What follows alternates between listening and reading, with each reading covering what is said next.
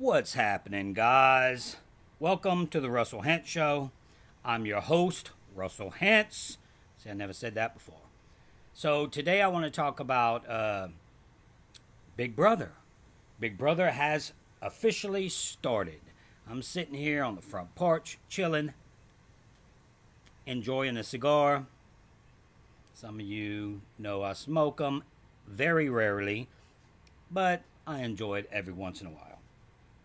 So I want to talk about two things about this season of Big Brother.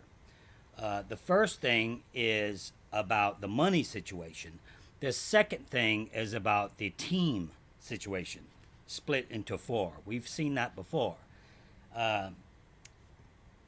More recently, we've seen it with my brother. Not recent, but last time we seen teams put in play was with my brother. We'll talk about that last.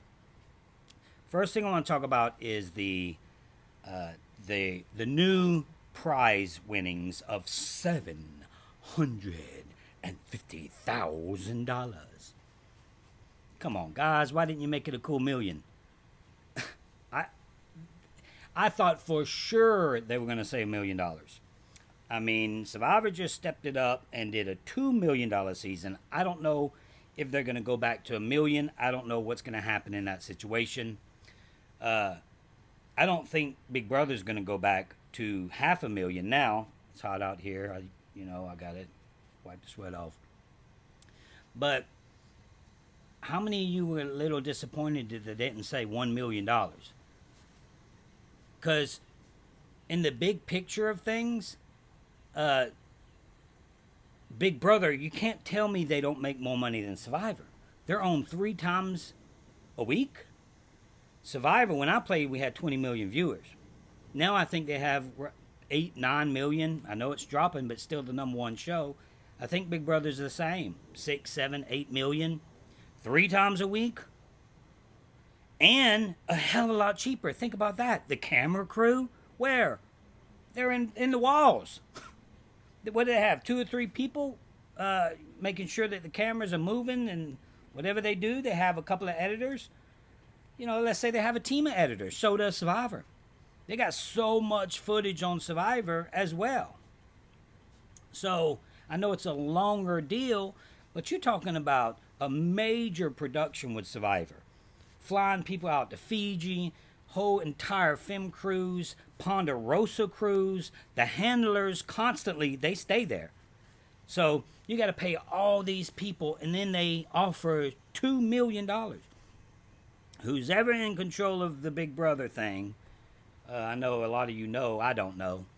It's not Mark Burnett. That's what I know is in control of the Survivor thing. He is padding his pockets. And, by the way, Survivor, they don't just give money to the winner of $1 million. They give money to the second place, third place, fourth place. They give money because you spend your time. I think Big Brother gives like a per diem. Like it's a ridiculous amount. What, $150 a day per diem or something crazy, stupid like that? So, I don't understand why they ain't stepping up and giving more money. They're making hundreds of millions. And they give the contestants that make the show. We make the show. We make it happen. It's just disrespect. It's disrespect to the cast.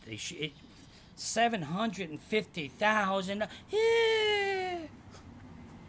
I mean, it is a lot of money. I'm not saying it's not a lot of money, but come on. It makes no sense why they can at least say $1 million. It just makes no sense to me, because I know they have the money. They just don't pay the money. So I wanted to talk about that. I did. Now I want to talk about the team situation. You go into a game and you think you have it all figured out. You're going to do what you have to do to get further in the game. You're going to backstab. You're going to do this and that. You don't want anybody in the way. I'm not making friends. You say those type of comments. You get the one-liners. You get, you want to act like a villain sometimes, most of the time. And then all of a sudden they put you with other people. So And you have to expect the unexpected. You have to do the same thing in Survivors these days. Just because you found an idol don't mean you're safe. Somebody might have an idol nullifier or this or that. That's part of the game. It's how it works. But what's the strategy to that? You know, I asked Willie just now. I said, you know, did it mess up your game? What was your strategy? He said he went in a diary room and they would say stuff like, you know, you don't have to stick with your people. Like, just because we put you in groups doesn't mean you have to stay in those groups. Really? Come on, guys. The first person that leaves one of the groups, you have to have, you know, they're considered, you know, making a coup against their people. So they're in trouble. So you have to stay with those groups almost. I know people are going to flip-flop from group to group, but I guarantee you they're going to get voted off early once they start doing those type of things. Go to another group, tell them their secrets. You know, it's a harder game when you're playing with other people that you have to trust. You know, it's a lot easier when you say, I go in there and I'm not trusting anybody. And I think that it makes it super difficult to play. For instance, the blood and water thing for me, that would be a really hard thing for me to do. For instance, Kelly Wentworth played the blood and water with her dad. She didn't do so well because you're not just playing with yourself. Your whole strategic plan goes out the window. If I play with my son or something, my daughter, I couldn't play that game how I want to play it because I'm trying to protect them the whole time. So now I have to protect someone and play the game at the same time. So that's kind of the same when they put you in a group. You might not even like the people you're playing with. You know? So if you're playing with people you don't like, you want to get rid of, then what do? You get rid of them? Can you? Do you go snitch to another group and then you have to get at the bottom of that group? Leave one group, go to another, implement yourself at the bottom of that group, start climbing your way up that ladder? Maybe, but that's super dangerous to do that. You know, play like that. So, I mean, it is what it is, right? That's how they have to play. So, I would be interested to see how you would do it, because most of the people that watch this channel, they're strategic type thinkers. I see that by the comments. How would you do it? Would you stay in the group? Would you leave? You go to another group? What if you don't like someone what if you don't like your whole entire group? You know, you have to immediately sit back, and this is what I would do. I would immediately sit back and I would evaluate everything that I was going to do before I went into the game. Now, if they stay on the same path and say, oh, I'm going to stab people in the back, I'm going to do this, I'm going to do that, it's just not going to work. So I would be like, okay, you have all the time in the world. I would use 24 hours of that day, and I'd sit there saying, okay, how am I going to... That's how I do these games, by the way. I'm constantly thinking. Something new happens, I got to figure out how to overcome it or get past it or whatever. So as soon as I heard we're in groups, I'd be like, okay, what can I do to further myself in the game?